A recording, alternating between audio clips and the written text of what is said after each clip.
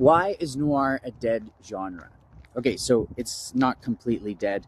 There are still elements of noir that pop up from time to time, and there are certainly new takes, new subversions of the genre.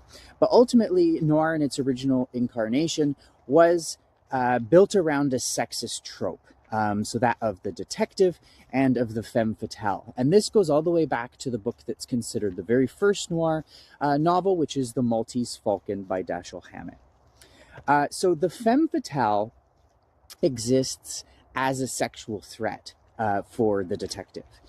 So the detective is drawn in by her, and she creates this threat, and in that way exists as a plot device more than a fully fleshed out character. So in The Maltese Falcon, we have Bridget O'Shaughnessy, and her sexuality is the danger that Sam Spade needs to overcome. And there is some romantic development between them.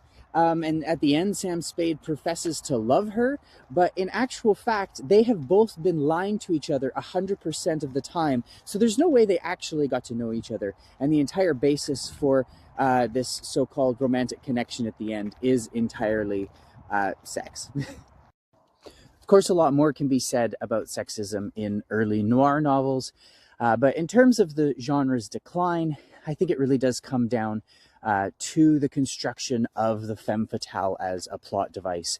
And I think this really was reflecting men's anxiety in the 1930s to the 1950s about women's agency.